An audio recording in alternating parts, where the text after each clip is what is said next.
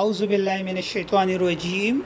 हमारा जो नेक्स्ट है वो some important points regarding chemical bonding है कि केमिकल बॉन्डिंग के कुछ इंपॉर्टेंट पॉइंट्स कौन कौन से हैं। सो याद रखिए, फर्स्ट बॉन्ड जो सबसे पहले बॉन्ड आया था वाज आयोनिक बॉन्ड। वो आयोनिक बॉन्ड था, मतलब कि अपोजिटली चार्ज जो स्पीशीज़ होते हैं attract each other, which is called ionic bond and that is let's suppose NaCl-।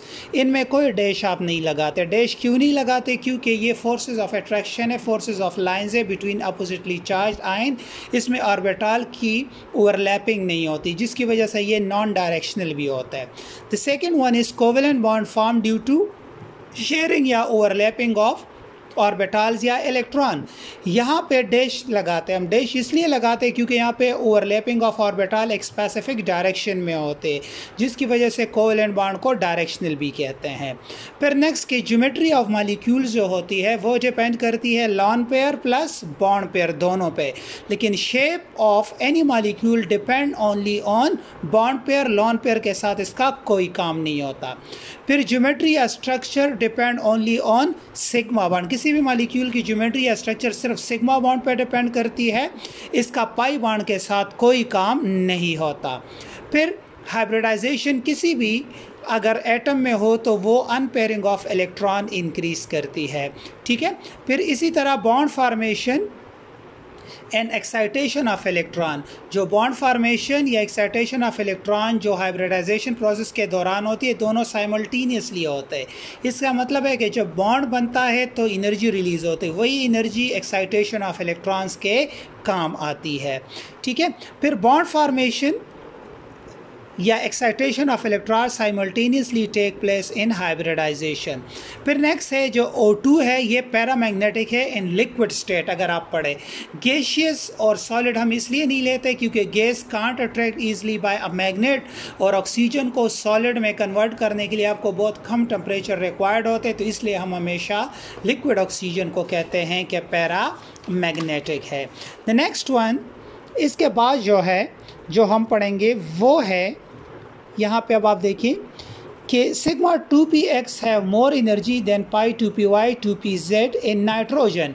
Sigma 2px का जो मॉलिक्यूलर ऑर्बिटल होता है वो पाई 2py पाई 2pz से ऊपर बनता है। कल मैंने डिस्कस किया था क्योंकि इनके जो आपका S होता है और P होता है उनके दरमियान जो रिपल्शन है वो ज़्यादा होती है, जिसकी वजह से ये 2px नीचे नहीं बनता, ऊपर बनता है, ठीक है।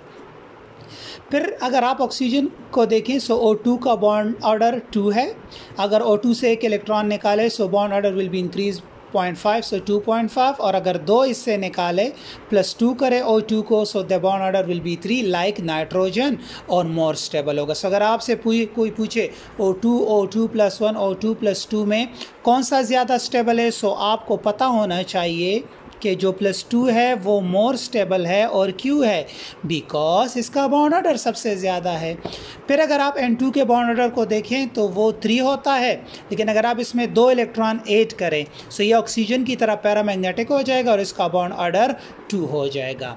फिर अगर आप डायपोल मोमेंट को देखें so the moment of electron between 2 poles, मतलब पॉजिटिव एंड नेगेटिव, या unequal distribution of electron between 2 जो आपके पास इलेक्ट्रोनेगेटिविटी डिफरेंस वाले एटम्स होते हैं। सो इनको हम अनइक्वल डिस्ट्रीब्यूशन ऑफ इलेक्ट्रॉन को सिंपली हम डायपोल मोमेंट कहते हैं। ये हमेशा पॉजिटिव से नेगेटिव की तरफ, मतलब इलेक्ट्रोपॉजिटिव से इलेक्ट्रोनेगेटिव की तरफ होता है। लेकिन अगर आप कार्बन मोनोऑक्साइड को देखें तो इसमें डायपोल मोमेंट रिवर्स होता है, क्योंकि ऑक्सीजन अपना कंप्लीटली इलेक्ट्रॉन पेयर इस कार्बन को देता है और कोऑर्डिनेट कोवेलेंट बॉन्ड बना देता है। फिर अगर आप मॉलिक्यूलर ऑर्बिटल थ्योरी में देखें, जब एटॉमिक ऑर्बिटल ओवरलैप करते हैं तो 2 किस्म के बनते हैं। एक को कहते हैं ऊपर एंटी बॉन्डिंग मॉलिक्यूलर ऑर्बिटल, और नीचे वाले को कहते हैं bonding molecular orbitals. So anti bonding में नोड बनता है, मतलब यहाँ पे जो प्लस है मतलब प्रोटॉन सामने होते हैं और इलेक्ट्रॉन दूसरे साइडों पे होते हैं, तो अट्रैक्शन हो नहीं सकती, जिसकी वजह से यहाँ पे बॉन्ड नहीं बन सकता। और अगर यहाँ पे देखें सो प्लस एक साइड पे प्लस और इलेक्ट्रॉनिक डेंसिटी मिड में होती है तो आसानी से केमिकल बॉन्ड बनता है। इसी तरह अगर सिग्मा 2px सो ये भी एंटी बॉन्डिंग मॉलिक्यूलर ऑर्बिटल और नीचे बॉन्डिंग मॉलिक्यूलर ऑर्बिटल। सो यहाँ पे भी नोडल प्लेन होता है, नोड होता है, जिसकी वजह से इलेक्ट्रॉनिक डेंसिटी इस साइड पे ज़्यादा और न्यूक्लिया इस साइड पे। सो इलेक्ट्रॉन यहाँ पे आ नहीं सकता, जिसकी वजह से इसको एंटी बॉन्डिंग इलेक्ट्रॉन बन नहीं सकता। और अगर यहाँ पे देखें तो इलेक्ट्रॉनिक डेंसिटी यहाँ पे मैक्सिमम होती है, न्यूक्लिया इस साइड पे होता है, सो बॉन्ड आसानी से बनता है। इसी तरह अगर पाई बॉन्ड बने, मतलब 2p अगर साइड वाइज ओवरलैप करे, इस तरह करे और ये इस तरह करे, सो यहाँ पे भी इलेक्ट्रॉनिक डेंसिटी यहाँ और दरमियान में यहाँ पे नोडल प्लेन होगा। सो ये इसका बॉन्डिंग है,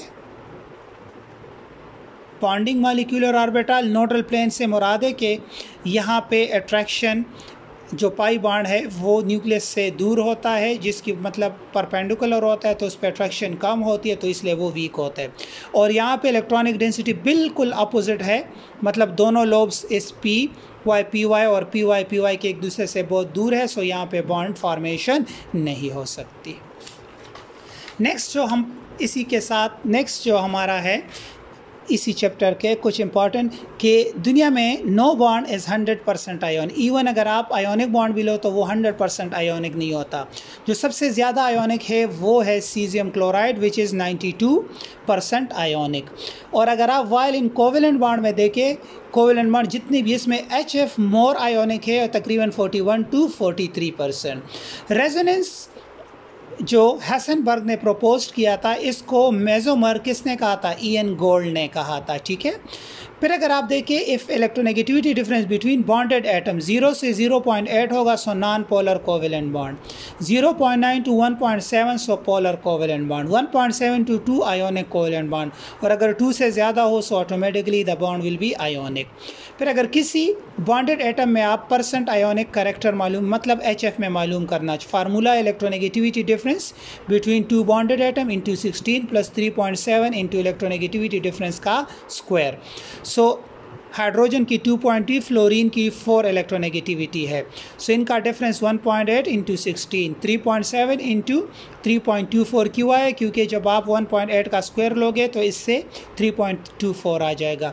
इन सबको सम करें, so the percent ionic character is 41%। फिर नेक्स्ट जो इंटरटेस्ट के सवाल है कि डायपोल मोमेंट NH3 का क्यों ग्रेटर होता है NF3 से? सो NH3 में भी लॉन पेयर है, NF3 में, लेकिन यहाँ पे फ्लोरीन की इलेक्ट्रोनेगेटिविटी ज़्यादा है, सो ये नाइट्रोजन से इलेक्ट्रॉन अपनी तरफ खींचते, सो डायपोल मोमेंट फ्लोरीन की तरफ होता है। और यहाँ पे लॉन पेयर, सो दोनों अपोजिट में डायरेक्शन में है, सो इसलिए डायपोल मोमेंट इसका कम होता है, 0.24 डिबाय होता है। और अगर आप यहाँ पे देखें, सो हाइड्रोजन लेस इलेक्ट्रोनेगेटिव है नाइट्रोजन की तरफ, सो लॉन पेयर की तरफ डायपोल मोमेंट होता है, और हाइड्रोजन से नाइट्रोजन की तरफ, सो इसका डायपोल मोमेंट ज़्यादा है, 1.46 डिबाय। इसी तरह कार्बन क्लोरीन में अगर आप देखें 3 क्लोरीन हो, सो इसका डायपोल मोमेंट 1.08 है, क्योंकि यहाँ पे जो हाइड्रोजन है ऑटोमेटिकली इससे इलेक्ट्रॉनिक डेंसिटी कार्बन की तरफ ज़्यादा शिफ्ट होती है। और अगर आप कार्बन टेट्राक्लोराइड लो तो यहाँ पे चारों क्लोरीन एक दूसरे के डायपोल मोमेंट को कैंसिल कर देते हैं, bond dipole moment, so net dipole moment इसका 0 होता है। नेक्स्ट आप देखें मोस्ट इम्पॉर्टेंट कि CH3Cl का डायपोल मोमेंट ज़्यादा है CH3F से। अब यहाँ पे देखिए फ्लोरीन मोर इलेक्ट्रोनेगेटिव है, Cl लेस इलेक्ट्रोनेगेटिव है, लेकिन इसका डायपोल मोमेंट ज़्यादा है। क्यों?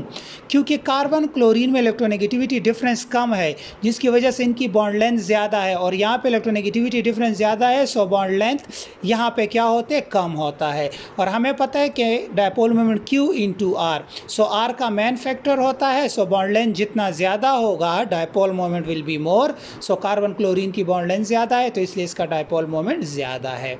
फिर नेक्स्ट, केमिकल बॉन्ड सिर्फ उस वक्त बनता है जब forces of attraction are equal to forces of repulsion between 2 bonded atoms, ये बात याद रखिएगा। नेक्स्ट है कि CO में ट्रिपल बॉन्ड होता है, CO3 कार्बोनेट आयन में कौन सा बॉन्ड होता है? इसमें ना डबल होता है ना सिंगल होता है, क्योंकि इसमें रेजोनेंस होता है, सो पार्शियल डबल बॉन्ड इसको कहते हैं। और अगर आप ऑक्सीजन को देखें तो यहाँ पे डबल बॉन्ड होता है।